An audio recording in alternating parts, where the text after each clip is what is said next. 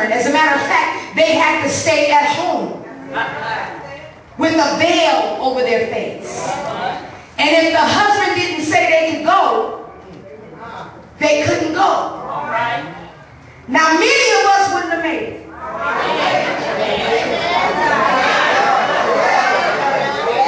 The sisters of the day, one been stoned, put to death.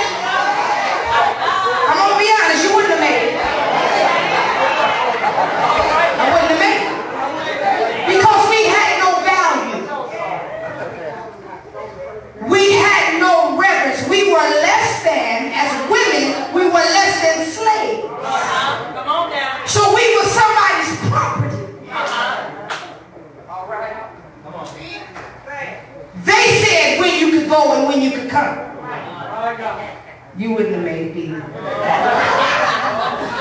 What to do? And most of our job was domestic. We had to do what we were told to do in the house. Now we can have babies and we can cook and clean, but that's about the extent of it. All right. How do you handle being treated less than a slave? How do you handle? What do you do when you're talked down to? What do you do when you're talked at and not talked to? What do you do when you don't have any value placed on your life? And whatever somebody tell you to do, that's what you got to do. What do you do?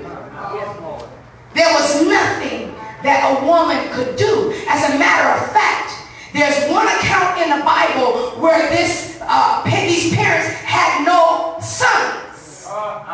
And without a son, there was no passing on the inheritance. But he did have 3 girls. And those girls said, you guys don't have to step outside of tradition today because that's my daddy's stuff. And just because he don't have no boys don't mean that I'm not entitled to my daddy's stuff. You have to step outside of what you normally do and give me my stuff. Is there anybody in here that need to tell the devil, you're going to have to move out the way because my daddy got some stuff for me? Oh, come on. So as we go on and we move to the New Testament, we find that Jesus Christ is the thread that comes through from the Old Testament to the New Testament. And he says that I come that you might have life. I come that you might have it more abundantly. I come to set free those that are captive. I come to set at liberty. You gotta leave me alone.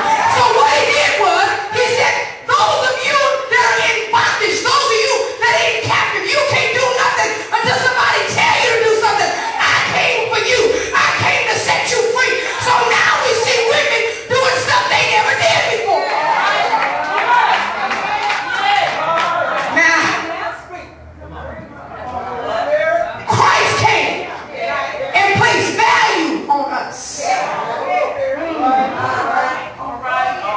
He saw the woman that they brought who was caught in adultery.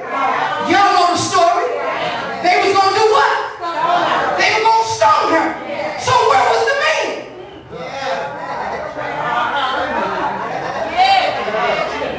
I wasn't in there by myself. It takes 2.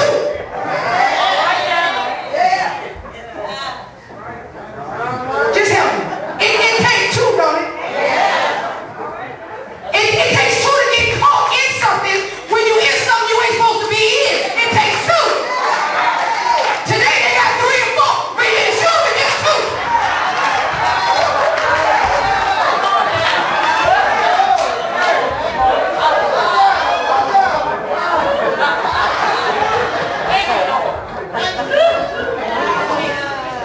But they only wanted to stone the woman. But Christ came and he said, I ain't going to say nothing. I'm going to start writing. Yes. And he began to write in the sand. As he wrote, all of the accusers start leaving the scene of the crime. Now, if I could just eisegete this just for a moment, I just suspect in my mind that he probably put a date down.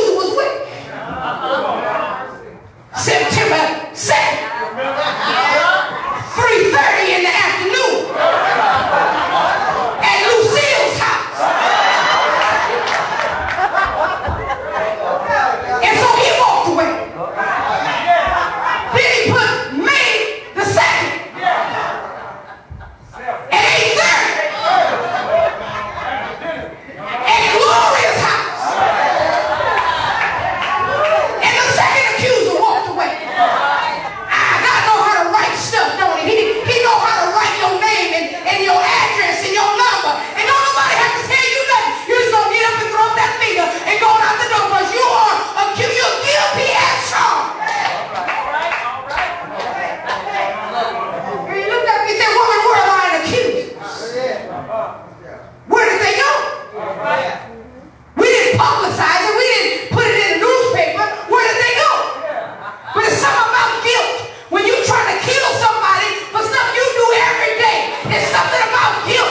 When you got your mouth on somebody and you just as crazy as they are not, or even crazier. When you got your mouth on somebody and you talking about how they lie, but you keep lying.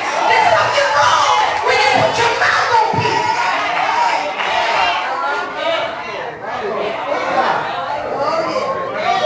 So the preachers get up here and start preaching and start saying dates and times.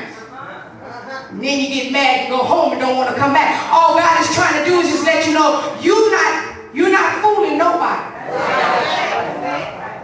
And how wonderful all y'all look today. There's some homemongers up in here.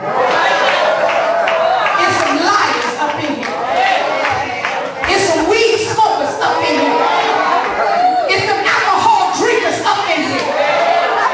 There's some backbiting people up in here. There's some people that'll lie on you before you get to that gate. Before you get to that curb, somebody gonna call your name, gonna call you out of your name before you leave this building.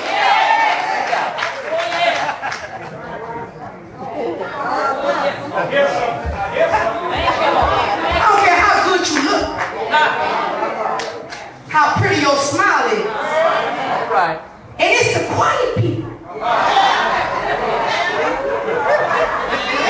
See, I found out if I be loud all the way through, won't nobody know. So I come in church loud and I leave loud. So when the word hit me, I just get just louder. But when it get quiet, I'm trying to help you out. If you just say amen, won't nobody know. Just keep on shouting.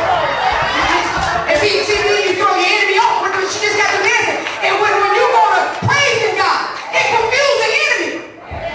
Because you really should have been killed for what you did. Over somebody else's house, and then they at work, and you at their house. The devil. You think you're going to come to church and fool somebody. Stay at home. Get your own husband, get your own wife.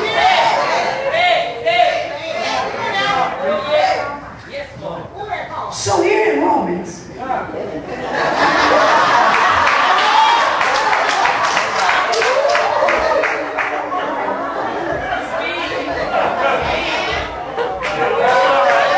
we're talking about a woman of God who has been through something.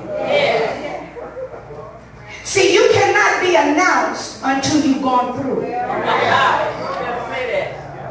Because you don't have any history. That's right. That's right. We don't know nothing about you. So you can't be announced until you've gone through some stuff.